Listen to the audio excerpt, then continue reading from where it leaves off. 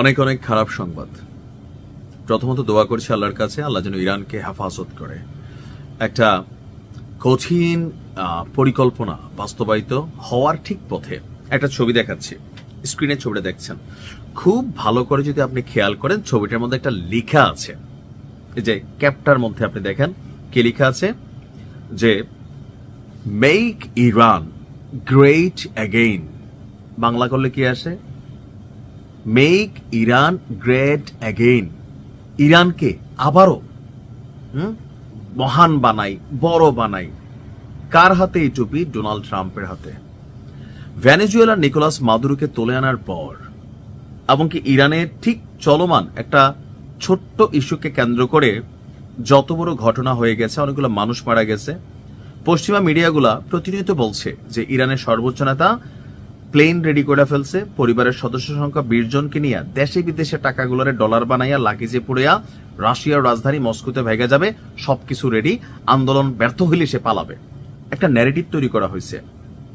যারা রাষ্ট্রীয় বাহিনী আছে তাদের মনোবল ভাঙার জন্য এই ন্যারেটিভটা, যারা বিক্ষোভকারী আছে তাদেরকে উস্কানো হচ্ছে যে yes you guys did it, মানে তোমরা পইরা ফেলতেছ, আর একটু লাড়া দাও, পইরা যাবে।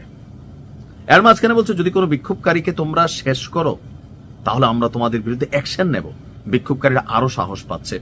একটা ইন্টারন্যাশনাল খেলা তো চলতেছে ইরানকে নিয়ে।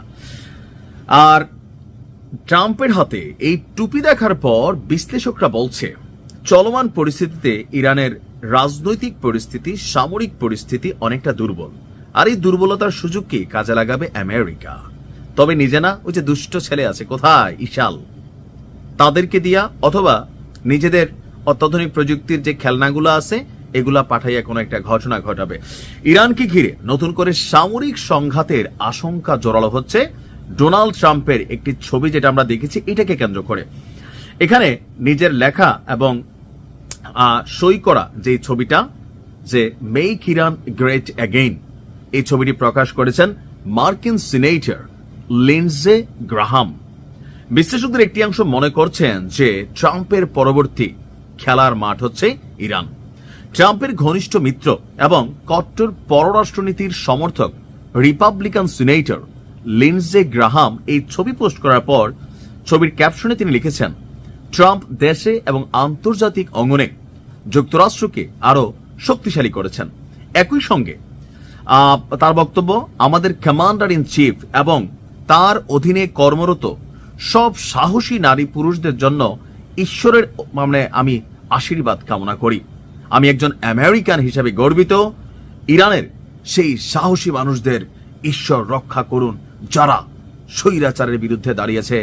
Amen, amen, amen. মানে আমরা বলি আমিন, তারা বলে আমেন। মানে খ্রিস্টানদের চার্চগুলোতে আমি সাউথ কোরিয়া আসার পর বেশ কয়েকবার গেছি, এখানে ইনভাইট করে তারা ধর্ম প্রচারের জন্য, আপনাকে ইনভাইট করে বলে যে দেখো আমাদের এখানে কি হচ্ছে। তো সেখানে আমি দেখছি বাইবেল পড়ার পরে এরকম লাস্টে দিয়ে বলে আমেন, আমেন, আমেন। তো যাই হোক, দোয়া করতেছে কে? চেলা শয়তান ঈশ্বরের কাছে। শয়তান কি দোয়া করে না, চায়। শয়তান তো আল্লাহর কাছে চাইয়ে আনছে। এখন পরিস্থিতি আমার কাছে যেটা মনে হচ্ছে একটা কিছু ঘটতে যাচ্ছে। তো টুপিটার ধারণা কই থেকে আসছে? ওই যে ট্রাম্প তার নির্বাচনী স্লোগান একটা টুপি তৈরি করছিল, লেখছিল মেক আমেরিকা গ্রেট অ্যাগেইন। তো সেইটার আদলেই এখানে বসানো হয়েছে। আবার এই টুপিতে আরো কিছু বিশেষত্ব আছে। 1979 সালে ইসলামিক বিপ্লবের আগে ইরানের যে প্রতীক ছিল বা লগো ছিল, সেই লগোটাই তিনি এখানে আনছেন। অনেকে জানেন যে এই যে ইরানের বর্তমান সরকার 1979 একটা রেভলিউশনের পরে তারা কিন্তু ক্ষমতায় আসছে। তো প্রায় 46 ইয়ার তারা রান করতেছে তাদের গভর্নমেন্ট।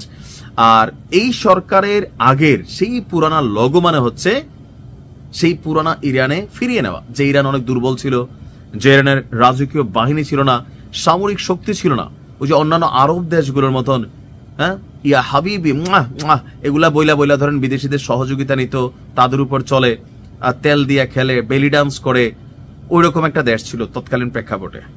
তো এখনকার ইরানকে ওই আগের ইরানে নিয়ে যেতে যাচ্ছে। ইরানের জনগণ নিজেদের কপাল নিজেরা থাপড়াবে কোনো একদিন, আমরা নিউজ করব। আল্লাহ ইরানকে হেফাজত করুক। ভালো থাকুন। আসসালামু আলাইকুম।